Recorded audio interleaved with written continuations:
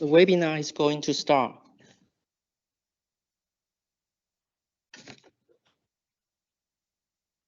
Professor Glenn Denny of Columbia University and Helen, Professor Scott Lin, teachers and students from National Zhengzhi University, our Taiwan ICDF colleagues from headquarters and the technical mission worldwide, good morning and good evening. It's truly our pleasure to invite Professor Denny to share with us his new book, Universal Food Security: How to End Hunger While Protecting the Planet, as well as his experience related to world food security. Professor Denny joined Columbia University School of International and Public Affairs in 2009 as founding director of the Master of Public Administration in Development Practice program. He teaches core course on universal food security and sustainable development policy and practice. In addition to academic research, Professor Denny has extensive practical experience. Over the past 40 years, he has advised governments and international organizations on agriculture and food policy in more than 50 countries. He has also held senior management and research position at International Rice Research Institute, which is IRRI, and the Earth Institute. In fact, he worked with Taiwanese scholars during his time at the IRRI. I believe that he will share some of this experience with us today. Okay, I think I already take too much time. So let's welcome Professor Denny to start his presentation.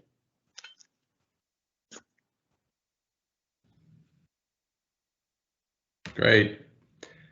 Thank you very much. First of all, can you all hear me clearly? Yes. Yes. Good. Thank you. Thank you. That's always the first challenge to get over. So I'm very glad you can hear me loud and well there. And good morning to you all in Taiwan.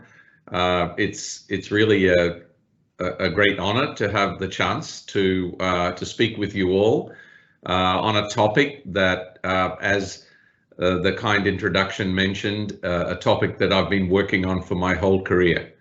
I started off in Australia. I was born there. I studied my undergraduate and master's degrees in Australia in agriculture at the University of Queensland. I did my PhD in the UK at Reading, and then I did another master's degree subsequently in the United States at the Harvard Kennedy School. So I've worked in this area for a long time. I've spent around 2 decades in Asia, as was mentioned, principally at the International Rice Research Institute in the Philippines. And then I spent 11 years in Kenya, where I worked across sub-Saharan Africa. And for the last now, 14 years, I've been at Columbia University in New York City. And it's all added up to giving me quite a good overall picture of the issue of food security from very much the grassroots, from working in the field. My first 3 years were in Mindanao in the southern Philippines on a rural development project. And I would like to share with you the fact that my first international visit after I'd moved to the Philippines was to come to Taiwan. And that was, believe it or not, in 1978. So 45 years ago, I visited Taiwan and specifically came to look at an institute in the southern part of your country called, it was then known as the AVRDC, the Asian Vegetable Research and Development Center. It's now called the World Vegetable Center, but it was established at that time to do research on vegetables, and so that was my first experience in Taiwan. and a very memorable one at that.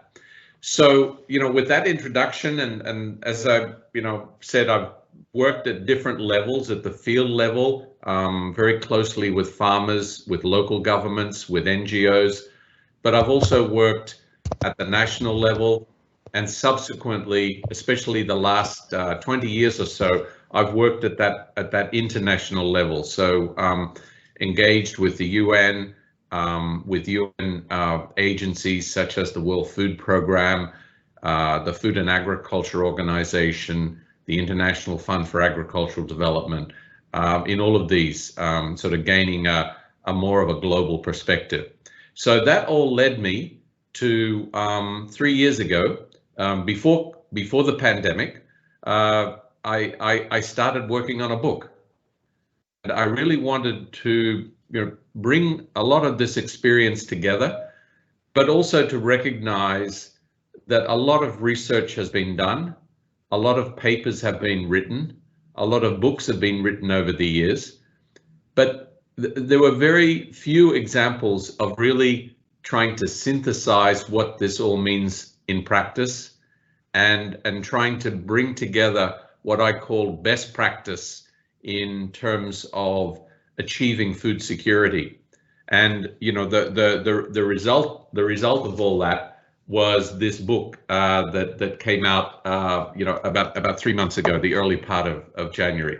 So I'm going to be talking about some of the things that I cover in the book, and of course the book is more than 400 pages, and I won't be covering everything, of course, but at least it'll give you a flavor of what's there. But more importantly, it'll give you, I think, some ideas that I'd like to share on how we achieve what I call universal food security. So with that, let me see if I can share the screen, and if you would kindly tell me if you can see my first slide. Is that is that clear to you?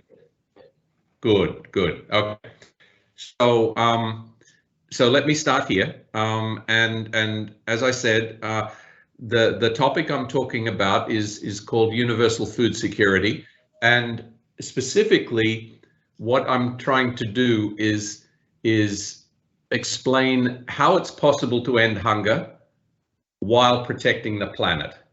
And that's, at first glance, sounds like a very challenging proposition, because we've had a huge impact on the planet in our efforts to improve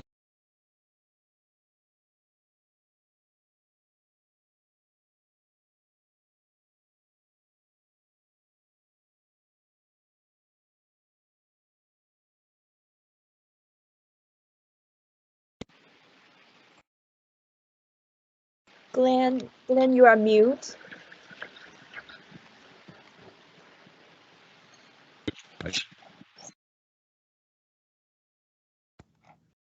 Is that clear?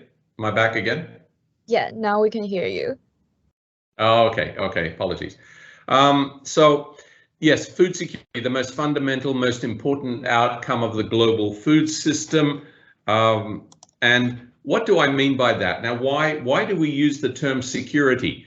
And the definition of security is a state of being free from danger or threat. So food security is being free from the threat or the danger of going without food, and particularly going without nutritious food.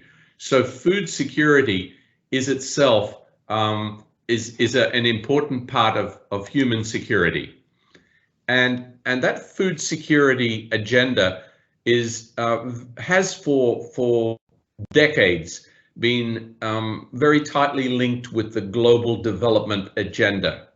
If we go back to 1948, the Universal Declaration of Human Rights, where food was mentioned very briefly, it was listed among many aspects of human development and human welfare that were considered to be human rights. And then in 1966, in the International Covenant that was agreed, the food was spelt out more in greater depth as being a fundamental human right. So the starting point of food security is to recognize food and access to food as a human right. In 1996, there was a meeting in Rome called the World Food Summit. And at that summit, for the first time, a fairly clear definition of food security was established. And in brief, what it was that there should be access to food for all people at all times. All people at all times. So this really was very much consistent with the idea of universal food security. And in 2015, with the 2030 Agenda and the establishment of the Sustainable Development Goals, the theme of that important UN conference was that no one will be left behind. So the idea that no one will be left behind in terms of food security became embedded in the SDGs. And SDG 2 is no hunger. So it's eliminating hunger, achieving food security, eliminating malnutrition, and promoting sustainable agriculture. So that led me to define this term universal food security as a world where every person enjoys a healthy diet derived from sustainable food systems. So there's three components to this definition. First of all, we're talking about every person. Now, those of you who may recall the Millennium Development Goals and MDG 1, the goal or the target of MDG 1 was to halve hunger, to reduce hunger by 50%. Now, this is different. This is saying we're not reducing it by 50%. We're not reducing it by 90%. We're eliminating hunger. And so a world where every person enjoys a healthy diet, not any diet, but a healthy diet, a nutritious diet. And importantly, that would come from food systems, production and distribution systems that were sustainable. That means that food security would continue long into the future. So briefly, in this next slide, in one slide, I want to describe really what is the history of the global food system. And the starting point for this brief history is somewhere between 10,000 years ago, when humans started to transition from a life of hunting and gathering to settling down to undertake agriculture. So roughly 10,000 years ago, and it varied in different parts of the world, but as early as 14,000 years ago, in fact, the first agriculture existed. This is when people settled down. They started to grow crops and manage livestock in a specific location. And that became what we know today as agriculture. And you can see from this photograph here, these photographs, you can see to this day, we have a very diverse array of agriculture in the world, ranging from small scale subsistence farming, like that, the woman in the center there using a hoe, very simple tools to achieve food security, and going through to highly sophisticated, large scale, mechanized agriculture of the type that you can see on the right-hand side. And these are harvesters going through a soybean field in Brazil. And all of this leads us to where we are today, which is a highly sophisticated, very industrialized food system with an enormous array of different products. So you walk, imagine in Taipei, you walk into your local supermarket and you see the range of products that are there. Some of them are fresh, some of them are processed, some of them are preserved, but a huge diversity of products of agriculture, and agriculture from all over the world, not just local agriculture. So that's, just think of it, that in 10 to 12,000 years, we've gone from hunting and gathering to the global food system that we have today. But not everything is going well in that global food system.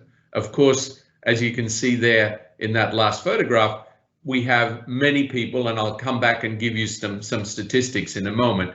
We have a large number of people in the world who are barely surviving, and many are not surviving. You just have to look at the newspapers and you see what's going on in Afghanistan, in the Horn of Africa, in Haiti, in Syria, and you can see the level of food deprivation that affects many in the world. So it is a very complicated and very diverse situation of food security. Now, population at the time we were still hunters and gatherers was somewhere around 4 to 10 million. Imagine that, 4 to 10 million with an M, million people on the planet. The population has increased exponentially, particularly in the last 1,000 years or so, and especially so in the last 100 to 200 years.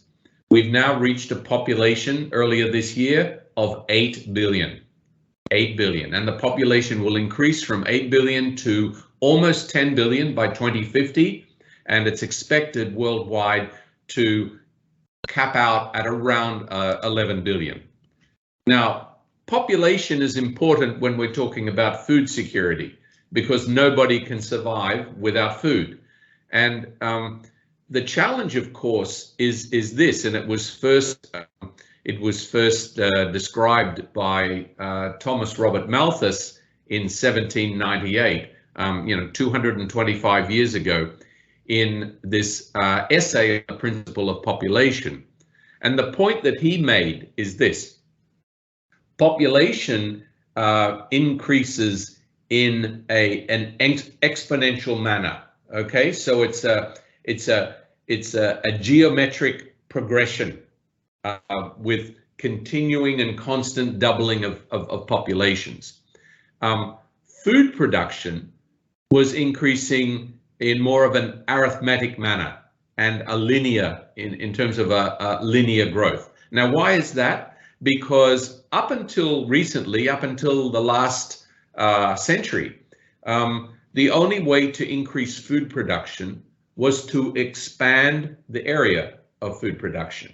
So it meant cutting down trees, digging up grasslands, whatever it took to expand agriculture. And what Malthus pointed out was that that cannot go on forever. You will ultimately reach what he described as a natural inequality, where the forces of population and food production come together in what has been described as a Malthusian catastrophe. Okay, so this is when the food production is unable to meet the population growth. And Malthus warned of what he called a gigantic, inevitable famine that would bring premature death in some shape or other to visit the human race. So this Malthusian approach, or Malthusian theory, is one that has come back from time to time to describe this inequality that exists in the growth of population and the expansion of food production. And it's very important for you to note that Malthus came up with this theory and came up with these warnings when the population of Earth was just 1 billion. 1 billion, okay? 1/8 of what it is today. And already the alarm bells were ringing. And once again, in the 1950s and 1960s, we were faced with another Malthusian crisis. And this was a time the world population had grown to about 3 billion. And what we were seeing was that in a number of parts of the world, but particularly in Asia, we were seeing widespread hunger and even starvation, and what's described as a famine, the most extreme cases of food deprivation. So this was a time when there was a lot of fear. There was a lot of fear that many parts of the world would be unable to feed themselves. And there was a book by Paul Ehrlich called The Population Bomb. There was the Club of Rome that came out with their report called The Limits of Growth, where in both of these cases, they identified the challenge of population and the inability of us to feed a growing world population. In 1968, a book came out called Famine 1975.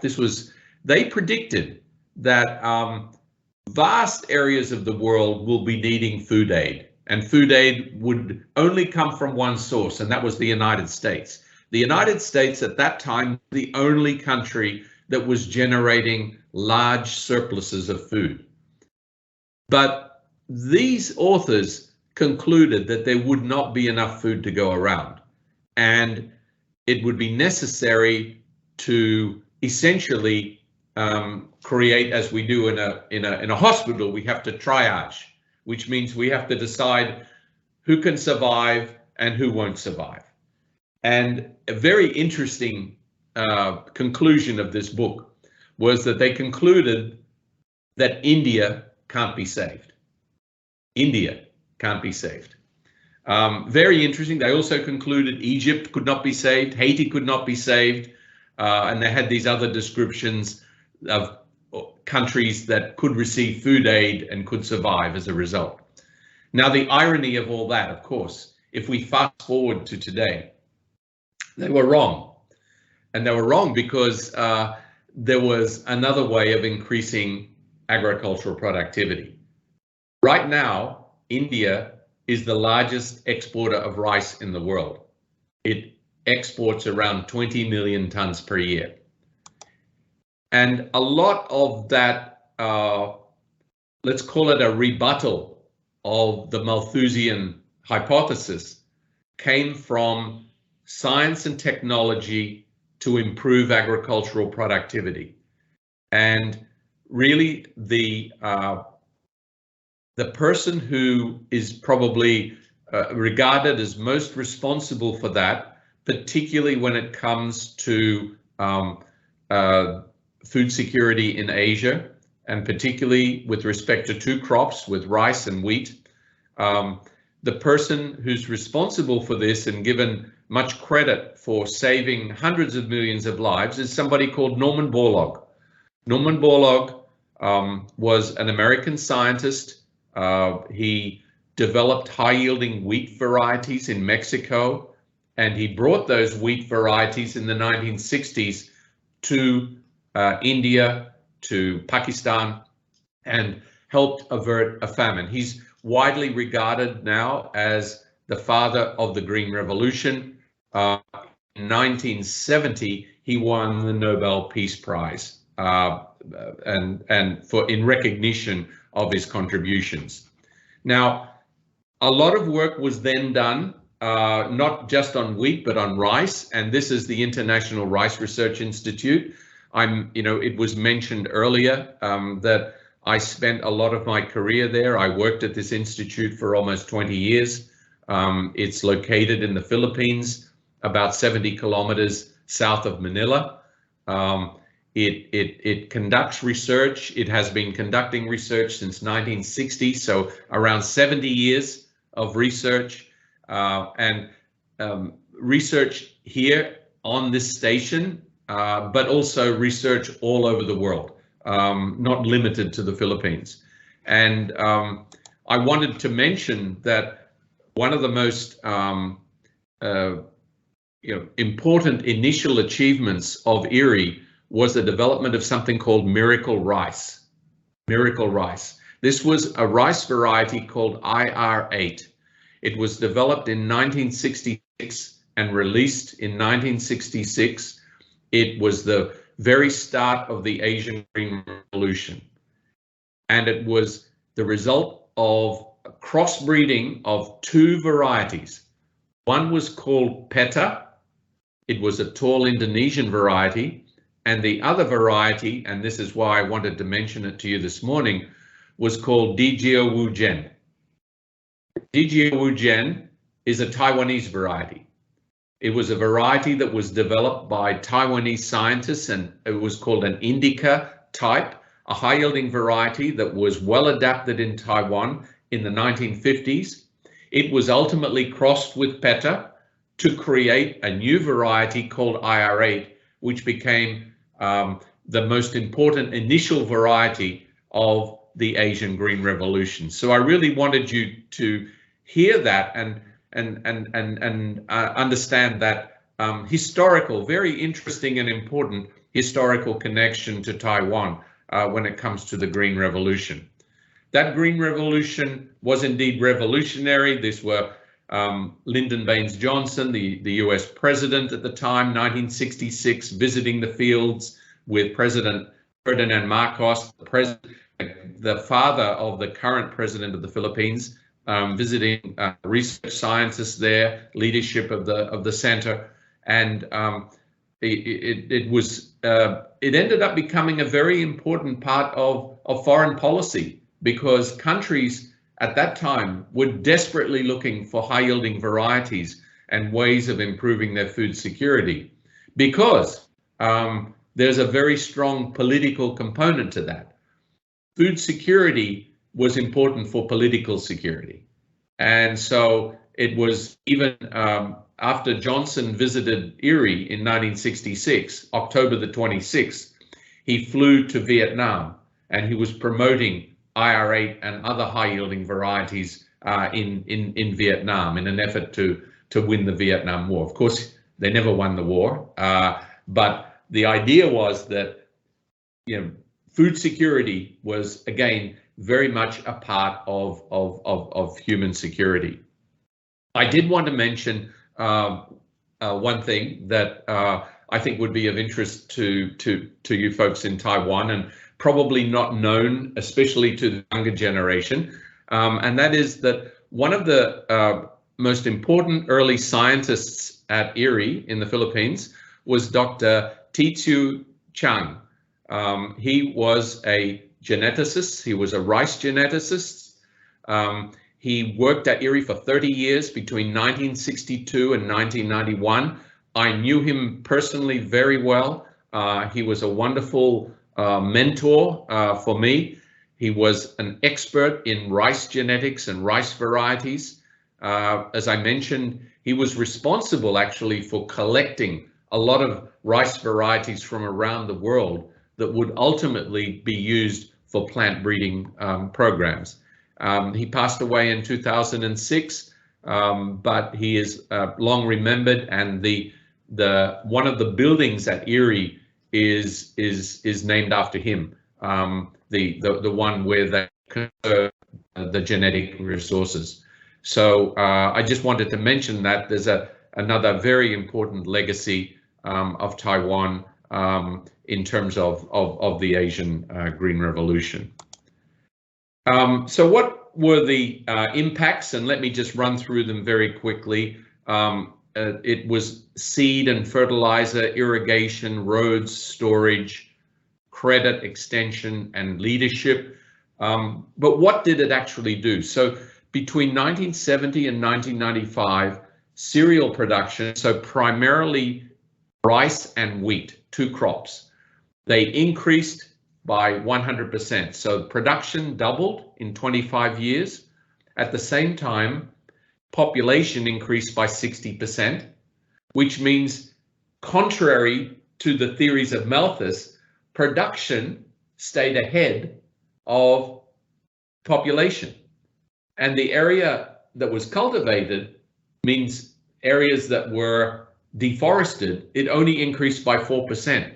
So you actually got an intensification of production.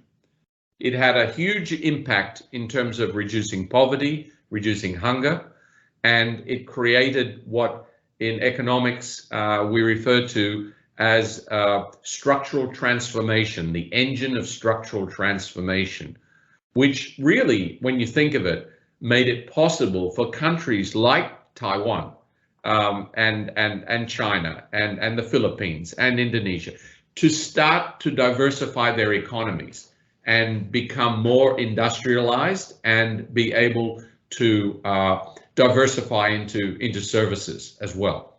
So all of these things were very much a part of the Asian Green Revolution. Now, there were some issues about the Green Revolution. It is, in many ways, we can refer to it as unfinished business. We have not yet eliminated hunger and malnutrition, and particularly in South Asia, in India, Bangladesh, Pakistan, Nepal, Sri Lanka, we still have problems in terms of, particularly in terms of malnutrition and stunting. There's been very slow progress in Africa, although recently there have been some important improvements in productivity and production in the African continent. While malnutrition was a major concern in the past, we now see an increase in overweight, obesity, and what I say here is NCDs, non-communicable diseases. Okay, so various kinds of diseases, heart disease and diabetes, cancers and the like associated with overconsumption. There's been natural resource degradation and climate change.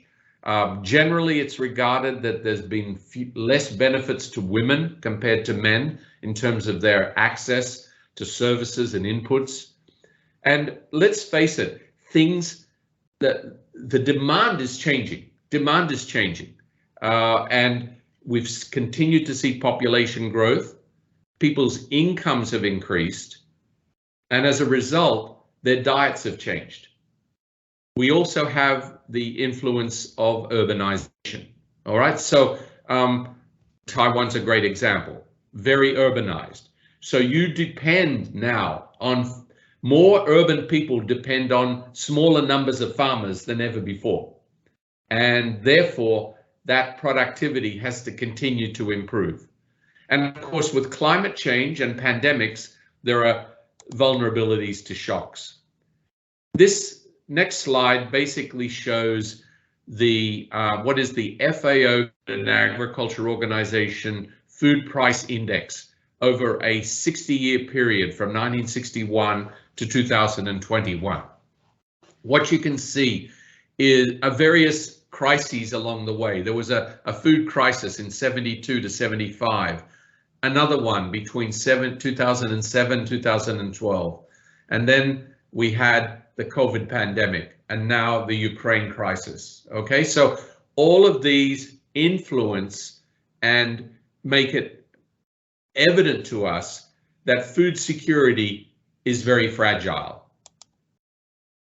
So much so that the World Food Program, which is, one of the Rome-based agencies, one of the international agencies under the UN, dedicated to improving food security and particularly the humanitarian side of things, recently declared a red alert. They described the food crisis of now with the pandemic, Ukraine, climate change, all of these things coming together, a global food crisis like no other.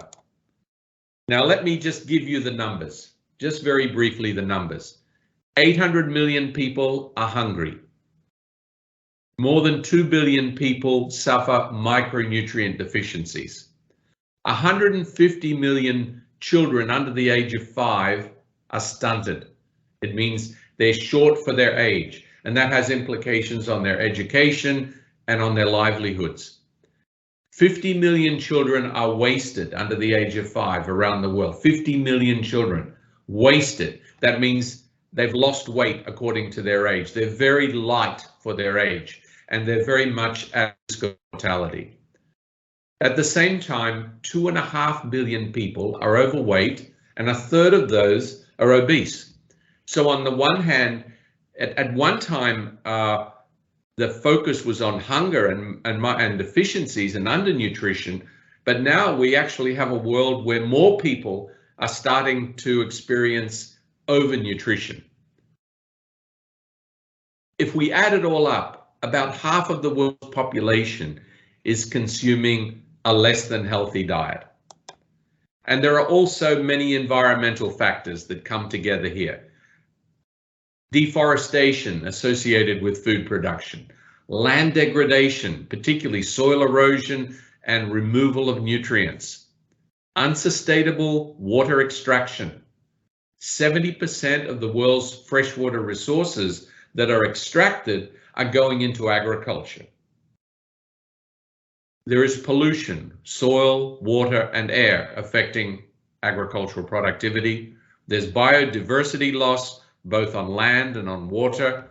And finally, the food system contributes about 1/3 of anthropogenic greenhouse gas emissions. So 1/3 of the greenhouse gases are coming from our food system, not just agriculture, but deforestation, the farming itself, and all of the processing and food waste that goes with that.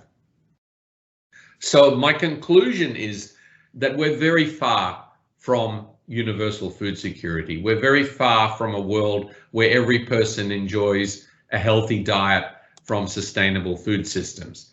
And really, this is what urged me to write this book and to focus on how we can practically improve food security.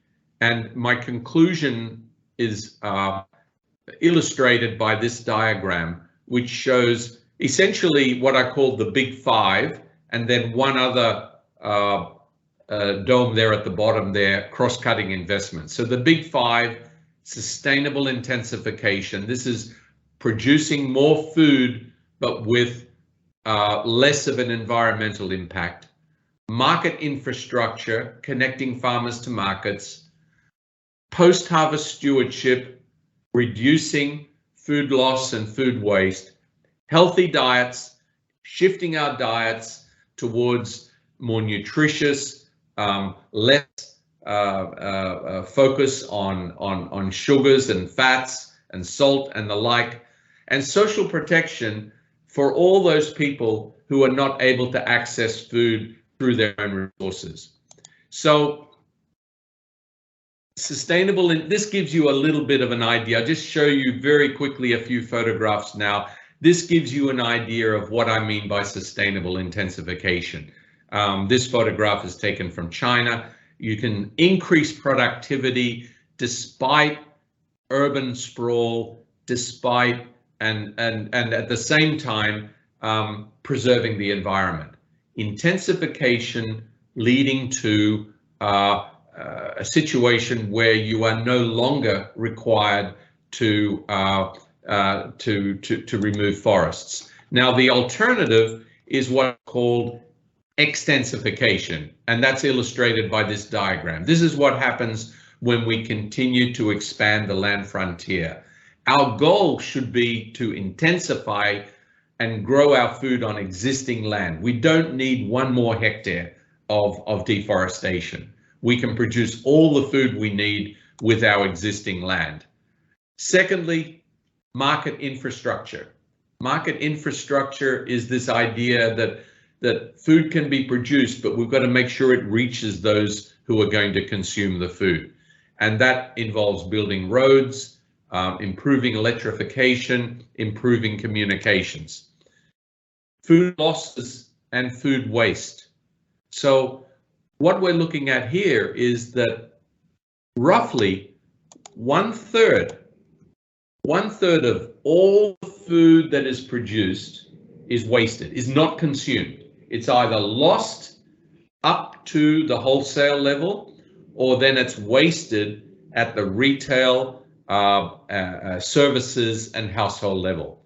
So this is shocking, because when you lose 1/3, you're losing all the resources that went into producing that 1/3. So not only does it have a food security impact, it also has an impact in terms, excuse me, in terms of what impact it's having on resource use. Fortunately, one of the SDGs, SDG 12, focuses on this. 12.3, the goal is to halve per capita global food waste at the retail consumer levels and reduce food losses along the supply chain. Healthy diets, as I mentioned, we need to start converging on healthy diets. Not too much, not too little, making sure that every person is able to have the right balance of nutrients. And we've got a lot of knowledge, a lot of understanding, a lot of tools to be able to do that. And finally, the fifth area is social protection. And this was the point that I was making, that many people who are not able to produce their own food and not able to access food through their incomes are subject to needing assistance of some kind or another. And social protection programs do that. And social protection programs vary from emergency programs in the crisis areas of the world, like the work that the World Food Program does, but it can also involve, that I'm sure you're all aware, even in Taiwan, there are people who go hungry. And there's a need for social protection, whether through their pensions, through various forms of subsidizing food and making food available to those who need it most. I'm sure it was important during COVID, during shutdowns of various kinds. It certainly was in the United States, in Australia, and other places. So that's what the Big Five was all about, and that was really the focus of most of the book that I wrote. It's really synthesizing best practice across all of these areas and bringing it together in a holistic way so that we can produce a food system that is more productive, that is more profitable, that is more inclusive, that is healthier, that is sustainable, resilient, and at the same time ethical. Now, how do we get there? We need people like you. We need what I call agents of transformation. People need to come together, the public sector, the private sector, the third sector, meaning the NGO and philanthropic communities. Higher education is extremely important. Universities and colleges need to be part of building capacity, and ultimately individuals are important. Individuals can do a lot. They can provide electoral and financial support to others. They can modify their buying and consumption decisions. They can volunteer and provide financial support to third sector organizations. And you can essentially educate yourself. You can become better informed citizens and become more effective agents of transformation. At the same time, many of you could even choose careers and jobs in universal food security, working for governments, working for international organizations, working for NGOs, working for the private sector, social entrepreneurships, and the like. So I see the opportunities as being at multiple levels, at the highest level, international, national, and local. I see leadership as really, ultimately, I think it's the key. And the last two chapters of my book, the last one in particular, is really about what it takes to be a transformational leader. And I've had many leaders in my life, people that I've worked with and worked for that I admire very much, such as Kofi Annan, the former Secretary General of the United Nations, who really demonstrated extraordinary leadership with the Millennium Development Goals and his dedication to ending poverty and hunger in Africa, to MS Swaminathan from India, who was, I mentioned Norman Borlaug, the father of the Green Revolution. Swaminathan, Professor Swaminathan was the father of the Green Revolution in Asia. And I had the great pleasure to work with him, a man of extraordinary vision and compassion and foresight that really transformed not only his country, but also had a huge impact across the whole of Asia. What does it take to be a transformational leader? I'm not going to go through all these because I'd like to leave some time for questions and answers. You're going to get a copy of this, and I describe it in great detail in the book. So, but you know, a few things. I'll just mention number one, coming up with an articulate vision, a compelling vision.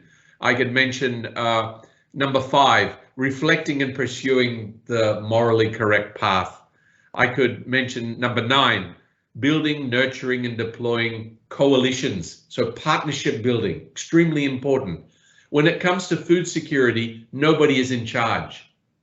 Nobody is in charge. So you need to bring institutions together to work together to be able to get the results that you need. So I won't say any more about that. In the book, I describe a theory of change, and in that theory of change, at the bottom there, I think the triggers of transformation are the education and development of practitioner leaders. Really, a lot of people like yourselves, early career people who can be educated, motivated, and supported to be those agents of transformation in your own community, in your own country, in your own region, and internationally. Extremely important. Let me just close now with a few big, what I think are the big challenges and big opportunities for you to think about. Number 1, I mentioned stunting. The fact that 1 in 5 children under the age of 5 is stunted, something much more has to be done about that. That's a big challenge, bringing that down to 0. Right now it's 22% of the world population. The challenge of reversing overweight and obesity. I'm sure that's already a problem in Taiwan. I think that is one of the major public policy challenges the world is facing. And it's not just in rich countries, it's also in poor countries. Genetic engineering. Many people try to move away from genetic engineering. Why would you not use a tool that has the potential to improve nutrition, to address climate change, to tackle some of the major agriculture and food security challenges that we're facing in the world today? Financing and providing insurance for small-scale farmers is extremely important. Managing risk in times of climate change is essential. Being able to integrate emergency assistance and development. These two tend to be in very different departments and very different institutions, but they need to come together. How do you get this transition from emergency support leading to development, and improving resilience and reducing the likelihood of future disasters? Operationalizing carbon capture as part of our efforts to reduce net greenhouse gas emissions. Part of that is to capture carbon through agriculture. And finally, artificial intelligence for food systems transformation, using modern technologies. Again, Taiwan, you're among the global leaders in this area.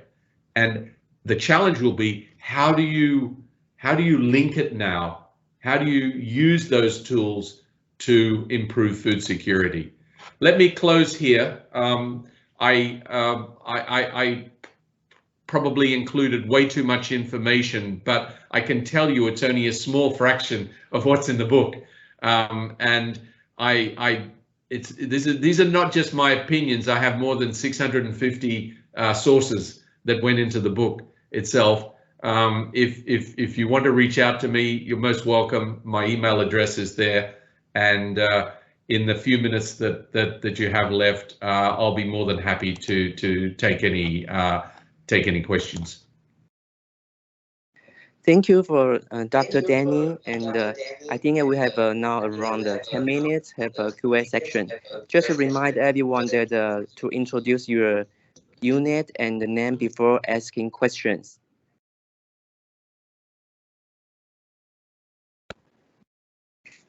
Professor, can you hear us?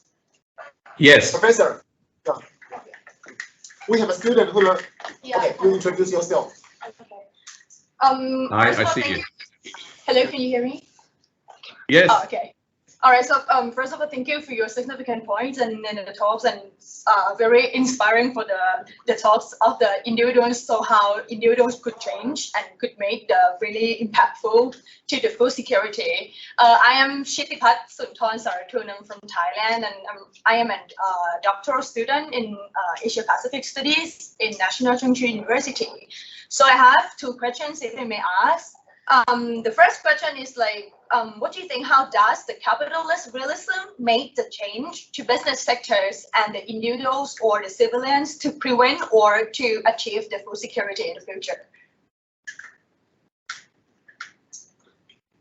Could I just make sure I understand that one? How does capitalism, what is the role of capitalism? Is that correct? Yes. Okay. Yeah. Okay. So ask the second question as well. Did you have a second one? Oh yeah.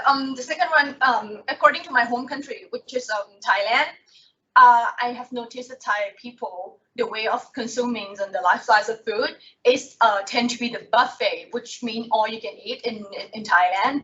And I think like to what extent do you agree that these kinds of food lifestyle will change or will affect the food security also domestically in Thailand and to affect the Southeast Asian region? Yes, thank you very much. No, that's two very good points.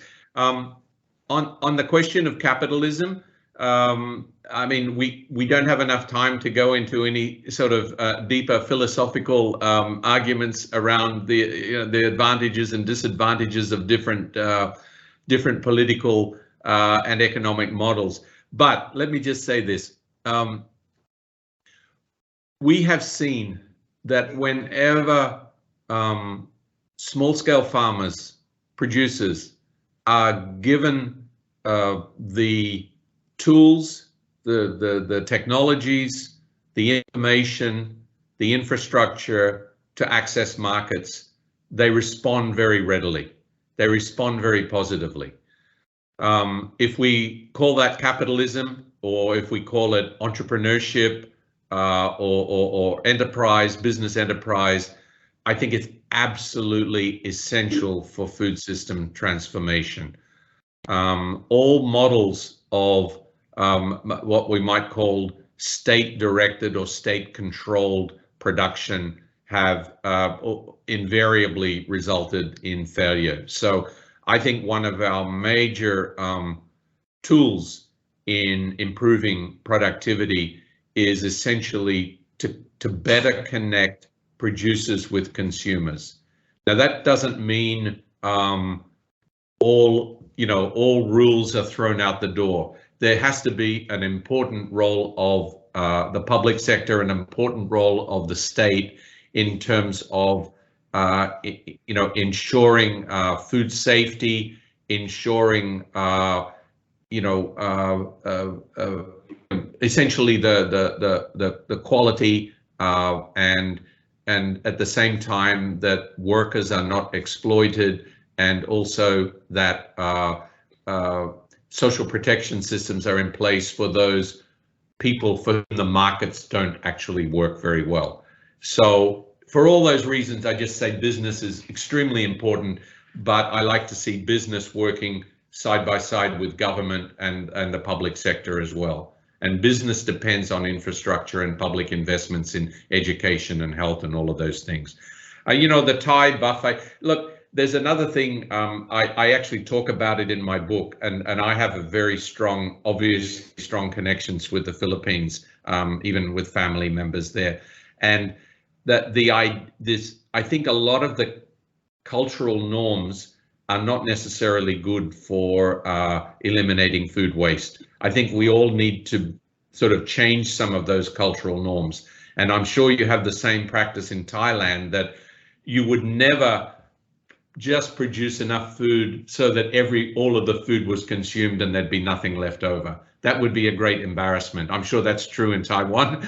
It's true in the Philippines. So, you know, we just have to change the way we think. And if we all, just like if somebody walks into your office there and starts smoking in front of you, smoking a cigarette, you would ask them to please leave, right? That it's inappropriate.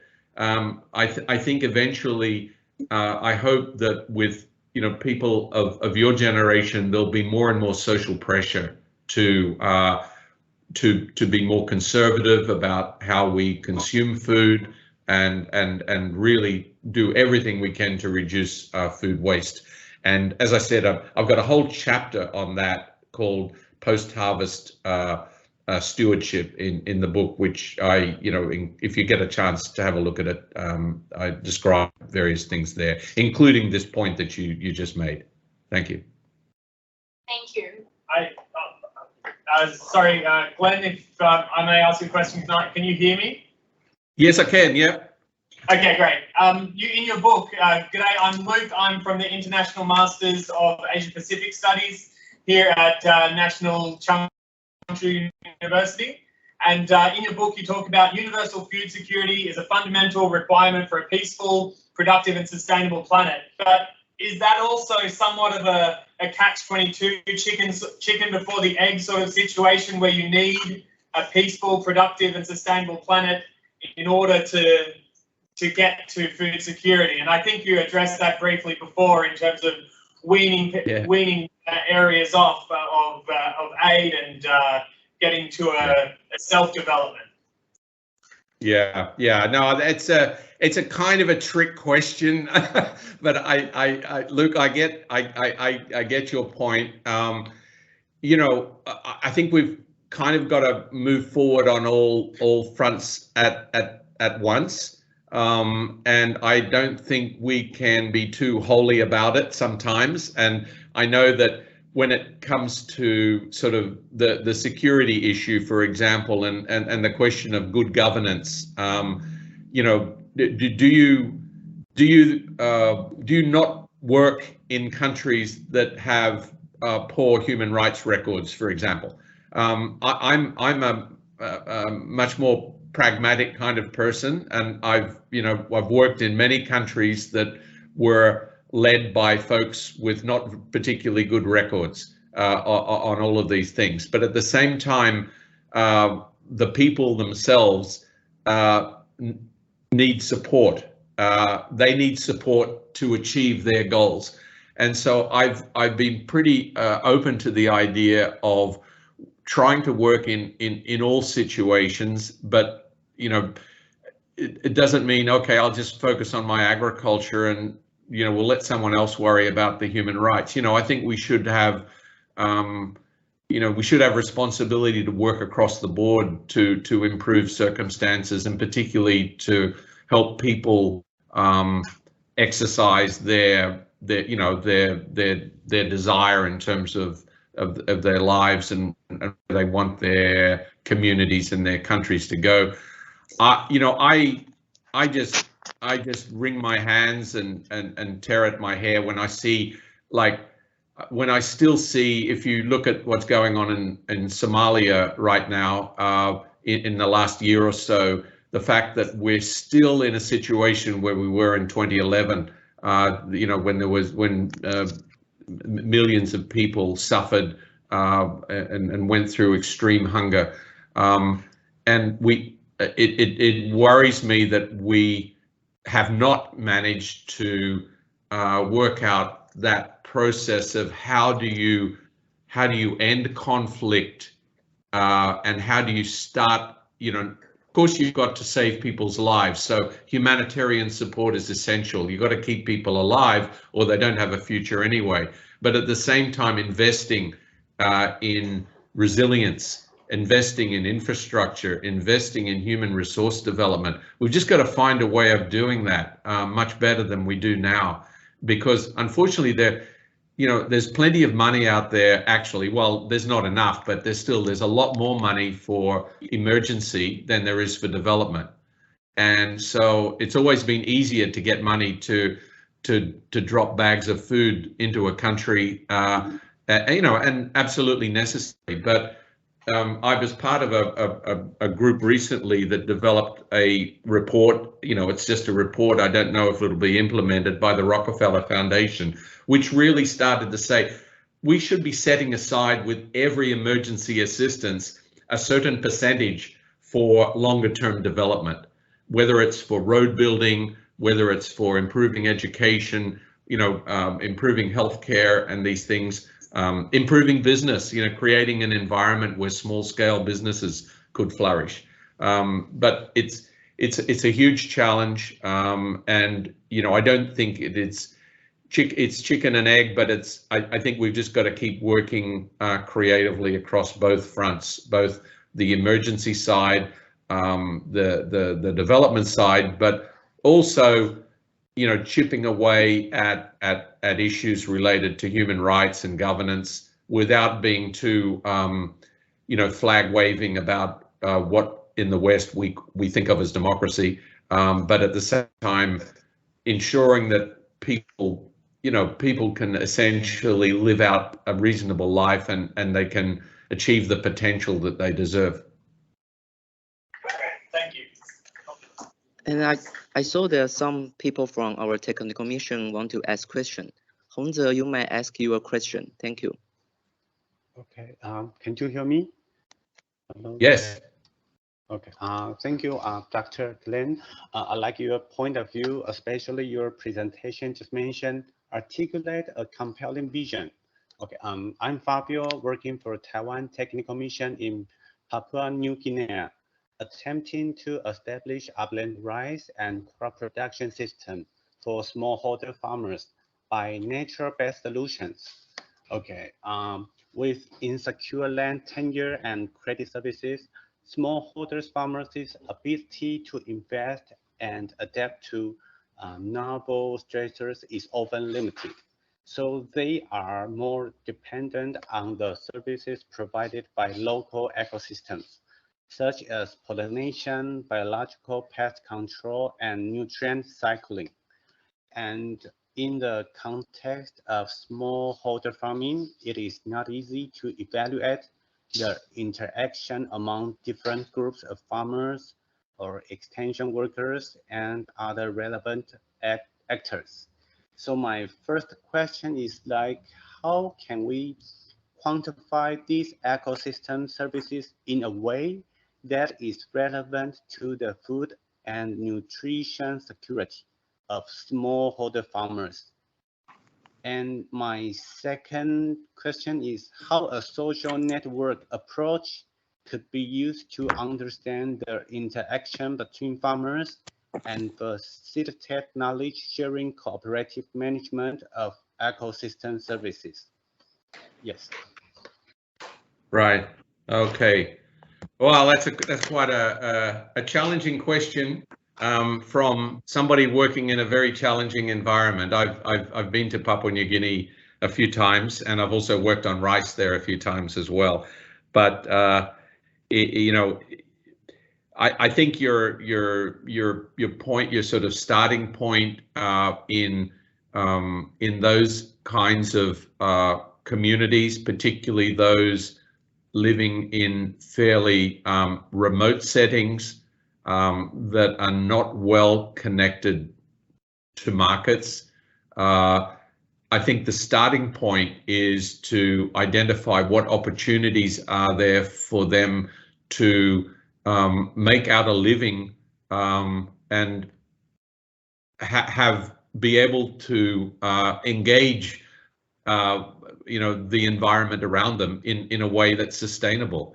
And there are traditional systems that have, you call them nature-based, but traditional systems that have long existed, whereby people have been able to achieve their food security with relatively minimal damage to the environment. Now, that's true in many parts of the world. The problem is as population grows, as lifespans extend, as people get different aspirations in terms of what they want, in terms of material goods and education and ability to travel and all of these things, it's often the case that those traditional agricultural systems are not sufficient, and ultimately you'll have people wanting to and needing to migrate from those areas. I think all I can say is that what you're doing there is important, and clearly quantification and understanding nutrient dynamics, understanding the importance of biodiversity, not only for sustainability but also for nutrition. Biodiverse sources of food are incredibly important. I think all that is very worthy of a development program. The fact that you're introducing upland rice, I think I'd probably ask a few questions about that. Rice is not a traditional crop in Papua New Guinea. All my efforts to introduce rice in the lowlands failed, and so PNG, there's a much more of a focus on traditional root crops and the like. So I think you just have to accept it's very dynamic, and things will change as roads come in, as people get more educated, as people get connected to markets. I think we may have to look beyond what we may think as purely nature-based solutions. I have some level of skepticism about that, because only because I'm a great lover of nature, and I want to see forests preserved and rainforests and mangroves and coral reefs preserved. But I often find there's very little behind the slogan of nature-based systems, and I always like to say, well, like what is different here? What is being done? But sustainability is key. Social networks, I'm not quite sure of what context you're using that in, but clearly any success in bringing about local community transformation involves having a deep understanding of social networks within communities, between communities, and ultimately creating new social networks outside of communities to those that may be able to support further development. Let's not brush over the fact, and the fact that you brought up Papua New Guinea. Papua New Guinea has one of the highest stunting rates in the world. It has an atrociously poor level of child nutrition.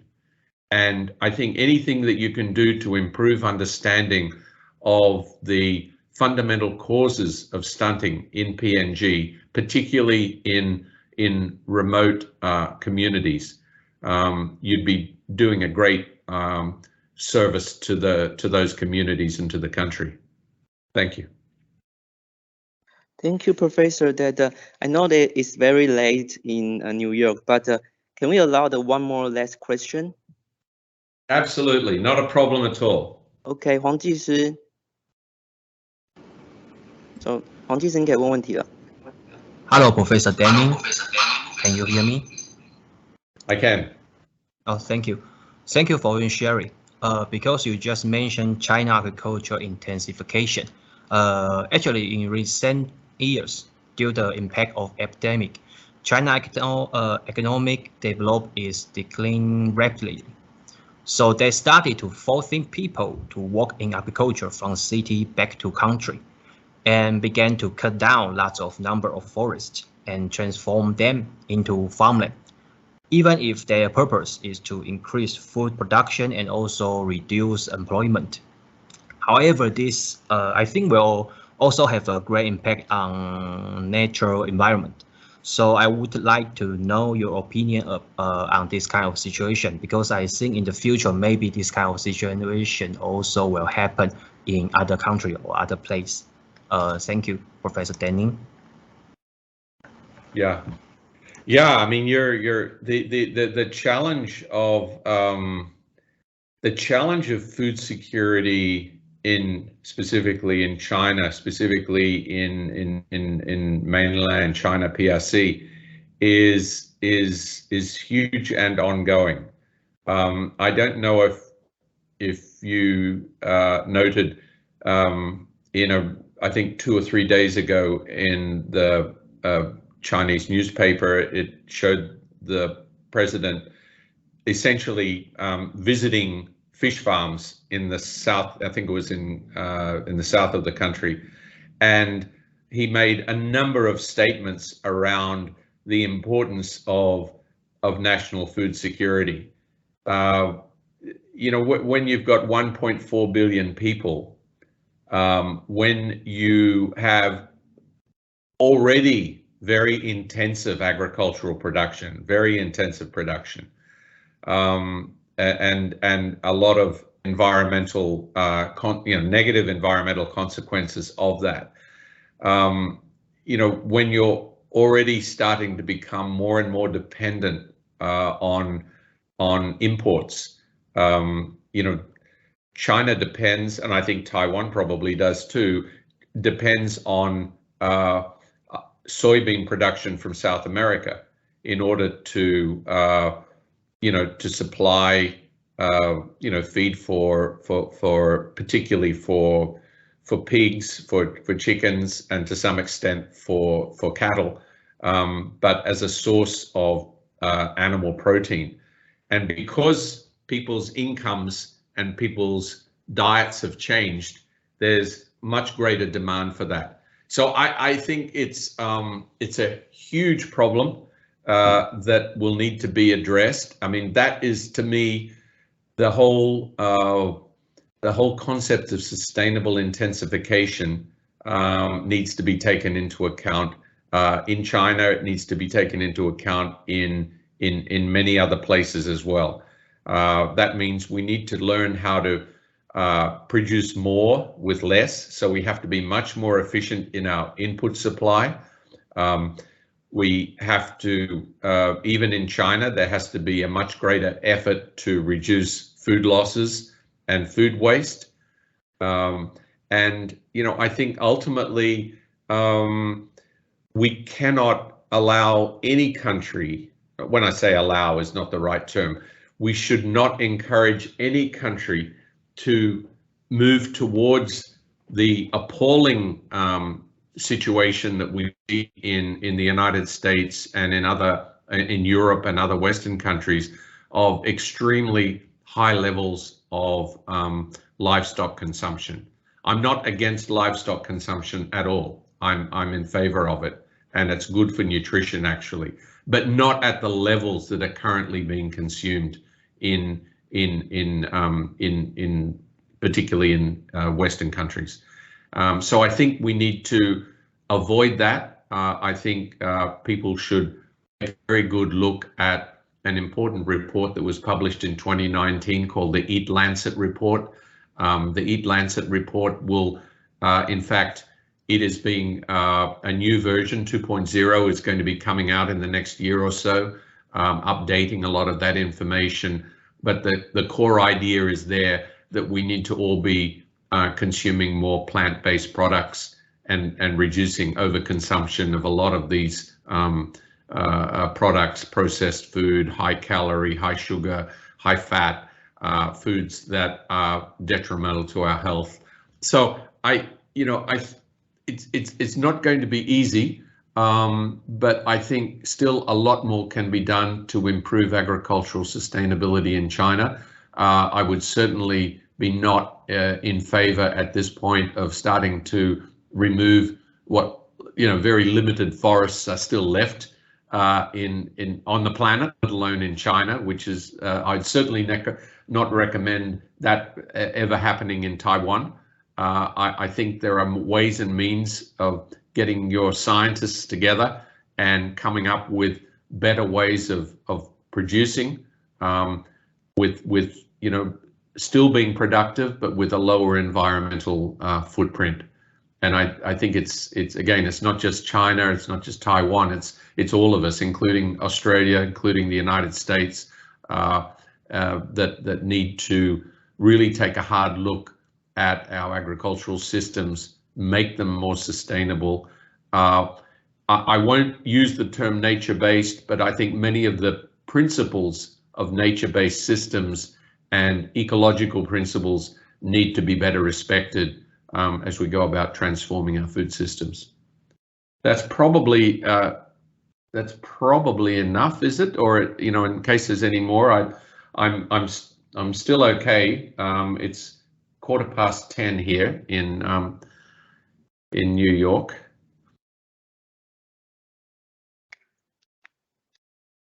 Okay, thank you, Professor Danny. And I think we are going to close in the webinar today. Thank you, all the participants to join this webinar. And I believe that all of you that learned a lot from Professor Danny. So thank you, and see you next time. Maybe Professor Danny will see you next time in Taipei. Well, that'd be very nice. I'd love to come some point in the future. And just to say thank you very much for joining. I don't take it for granted. You've all got lots of things to do, but it's a great pleasure to me to have a chance to interact with you all. And as I said, do feel free to reach out to me at some point. I've got 2 wonderful Taiwanese students in my class at the moment in my master's program, and I'd like to have more in the future if that's possible. So good luck to you all, and thanks for joining me this morning in Taipei. Thank you. So bye-bye. Bye now. Bye-bye.